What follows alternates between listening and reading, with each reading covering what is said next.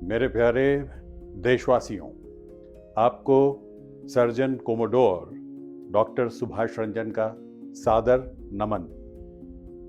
सबसे पहले तो मैं आपको यहाँ पर बताना चाहता हूँ कि मुझे स्पाइन फाउंडेशन ने आमंत्रित कर आप तक अपनी बात पहुँचाने का जो मौका दिया है, उसके लिए मैं बहुत ही आभारी हूँ। इसी बहाने मैं कुछ बातें आप तक ला पाऊंगा। स्पाइन यानी रीढ़ की हड्डी और उससे रिलेटेड रोग जो होते हैं, उसका पहला अनुभव था मेरी माँ जबकि मैं 10 साल का था और उस स्पाइन में स्लिप डिस्क नाम की एक प्रॉब्लम आई थी, जिसकी वजह से उसके पैरों में कमजोरी आने लग गई। ये बीमारी जिसमें पैरों में कमजोरी आ रही थी, मेरी माँ उससे ठीक हो गई।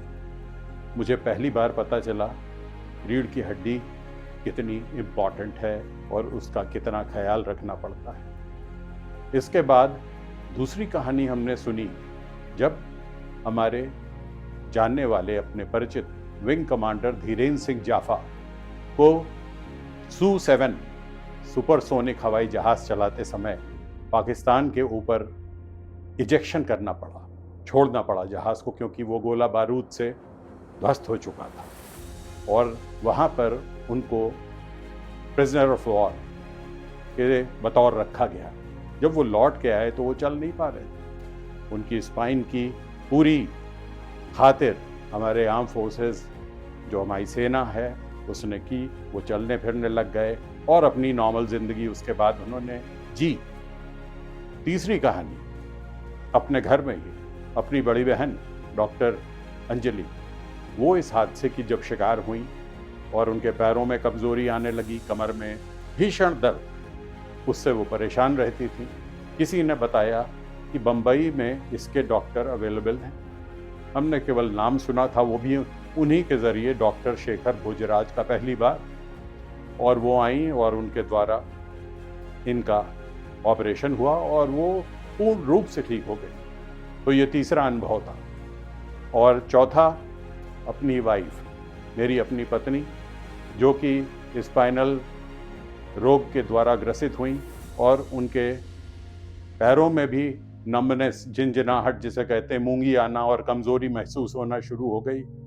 उन्होंने कहा अगर किसी से ऑपरेट कराना है तो वो एक ही आदमी हैं, जिनका नाम है डॉक्टर शेखर भोजराज। मैं किसी और से ऑपरेट नहीं कराऊंगा। मेरे पास एक समस्या थी कि मैं मिलिट्री ऑफिसर था और मैं किस तरीके से डॉक्टर शेखर भोजराज के पास पहुंचूं और उनसे विनय करूं कि आप क्या हमारे यहाँ ऑपरेट कर सकते हैं।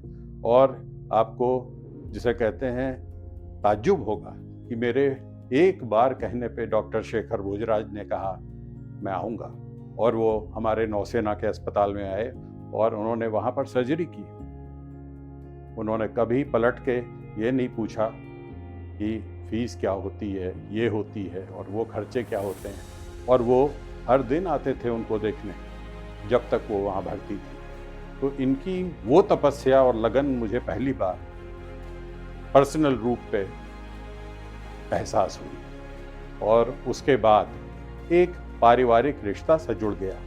और जब मैं लद्दाख में एक ड्यूटी के दौरान मेरे को खुद इस चीज़ का एहसास हुआ कि मुझे वो भीषण असहनीय दर्द हो रहा है, जिस दर्द की वजह से मैं चल नहीं पा रहा हूँ, तो मुझे एहसास हो चुका था कि ज़रूर कोई ना कोई डिस्क टूट चुकी है। और वो जब हमने एमआरआई कराया तो उसमें दिखाई पड़ी। इस बार जब सर्जरी के विषय में पूछा तो उन्होंने कहा नहीं, सर्जरी नहीं, तुम आराम करो, फिजियोथेरेपी करो, इसी से ठीक हो जाओ। और मैं ठीक भी हुआ और आज आपके सामने खड़ा हूँ। और फिर मैं सेना से 30 साल की नौकरी के बाद निवृत्त भी हुआ। सेवानिवृत्त होकर आज भी मैं बम्बई में आप सबकी सेवा कर रहा हूँ। इसी के साथ मैं ये बताना चाहता हूँ कि आज ज़रूरी है कि हम अपनी स्पाइन का पूरा रखरखाव करें।